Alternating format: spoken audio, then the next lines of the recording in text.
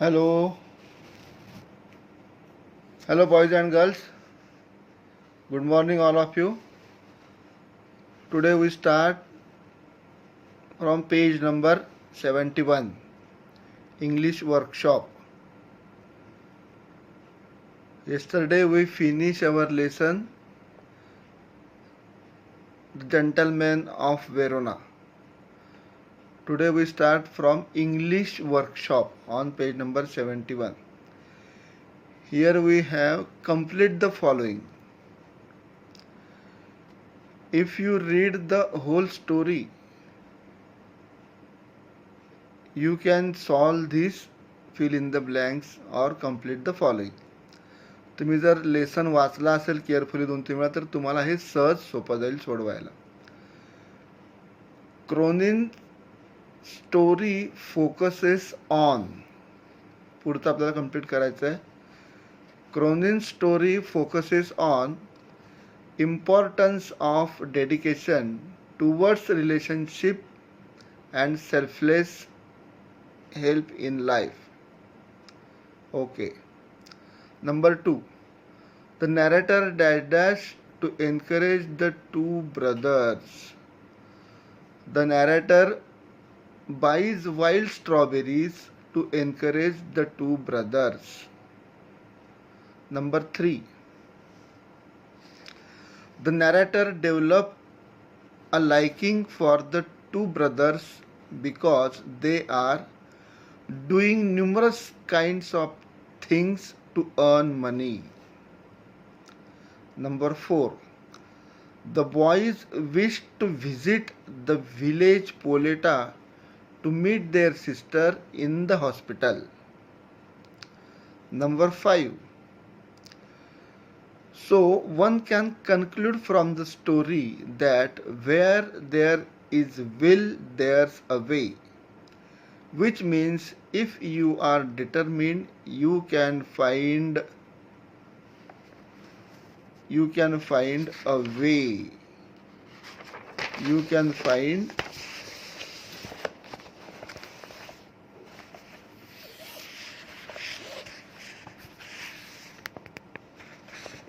find way to achieve what you want.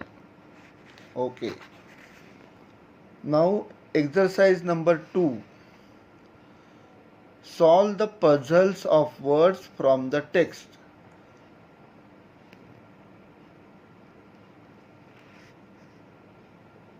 The clues are given below. The clues are given below. म्हणजे खालील code आपल्याला सोडवायचं आहे. कशाच्या आधारे? क्ल्यूज दिलेले आहेत, काही संपर्क दिलेले आहेत, त्यानुसार आपल्याला ते सोडवायचं आहे. डिसअलाउ म्हणजे मना करणे. डिसअलाउ तर आपल्याला पहिलं कोड सोडवायचं आहे. Disallow means forbid. FORBID असं त्याचं आन्सर आहे.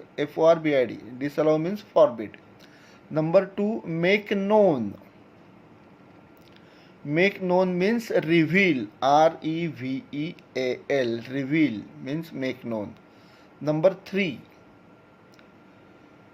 अनएक्सपेक्टेड मीटिंग म्हणजे encounter. ENCOUNTER. Encounter. Number 4. Giving pleasure to the mind, feelings और senses enjoyable means pleasure. PLEASURE. Number 5. Sincere. Sincere means earnest. EARNEST. Earnest. And number 6. Look like. Look like means resemble. RESEMBLE. Now exercise number 3. Answer in your own words and write in your notebook. आता ही exercise तुम्हाला स्वतः करायची आहे. प्रश्न वाचायचे, पुस्तकात बघून त्याचं उत्तर तुम्हाला आपल्या क्लासवर्कच्या वहीमध्ये लिहायचं आहे. Okay. Exercise number 4.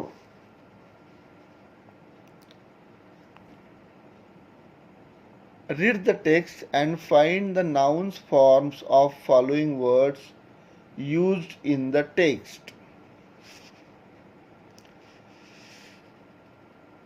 Read the text and find the noun forms. खालील दिलेल्या शब्दांचे नामांची रूपं आपल्याला शोधून काढायची आहेत. फॉर एक्झाम्पल दिलेली इथे इम्पॉर्टंट, त्याचं आहे नाउन फॉर्म इम्पॉर्टन्स. त्या पद्धतीने आपल्याला पुढच्या शब्दांची नामाची रूपं लिहायची आहेत. नाउन फॉर्म्स म्हणजे नामाची रूपं लिहायची आहेत. Number 1 important, importance. Number 2 dedicate, dedication, या पद्धतीने. Number 3 treat, treatment. Number 4 narrate, narrator. Number 5 eager, eagerous, eagerness.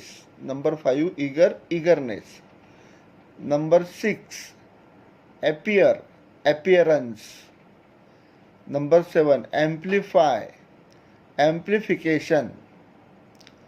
आणि रिअलाइजचं रिअलायझेशन. अशा पद्धतीने आपल्याला नाउन फॉर्म्स लिहिता येतील. परीक्षेमध्ये तुम्हाला 1 मार्कासाठी हा प्रश्न येऊ शकतो.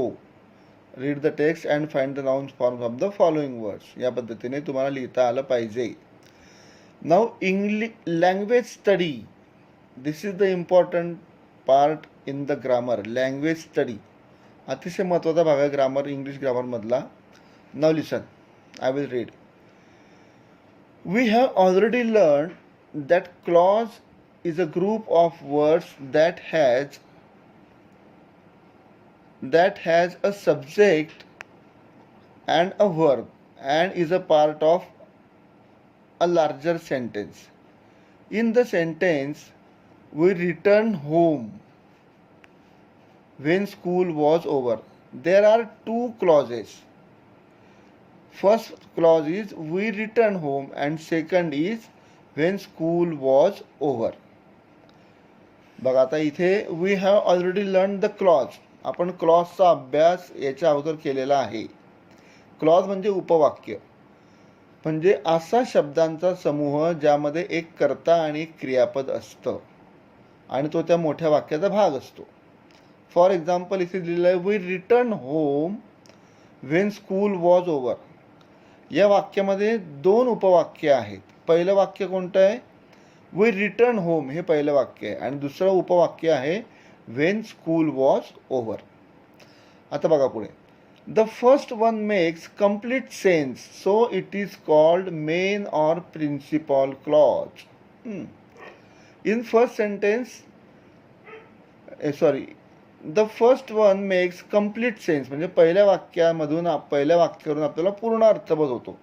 म्हणून त्याला काय म्हणतात? मुख्य उपवाक्य म्हणतात. Main clause or principal clause, असं ज्या वाक्यावरून आपल्याला पूर्ण अर्थबोध होतो त्याला मेन क्लॉज किंवा पूर्ण उपवाक्य असं म्हणतात. आता दुसरं वाक्य.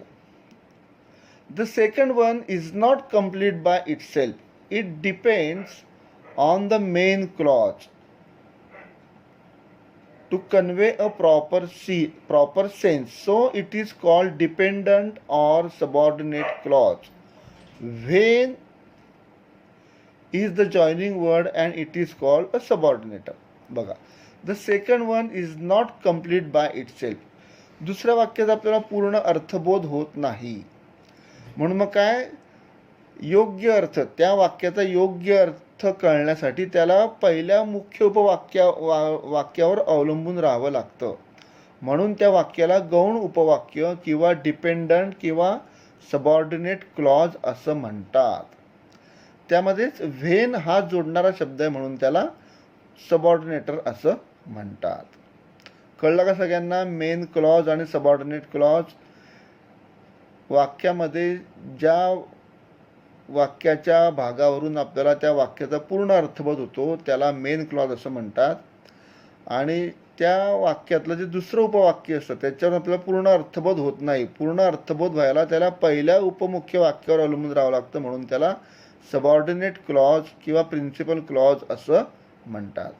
आणि 2 वाक्यांना जोडणारा जो शब्द असतो व्हेन, हा 2 वाक्यांना जोडणारा शब्द आहे म्हणून त्याला काय म्हणतात? सबऑर्डिनेटर, जे वाक्य जोडणारा शब्द असं त्याला म्हणतात.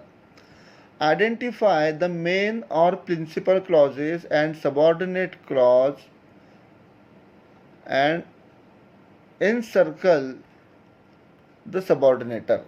आता खालील वाक्यांमध्ये आपल्याला मुख्य उपवाक्य आणि दुसरं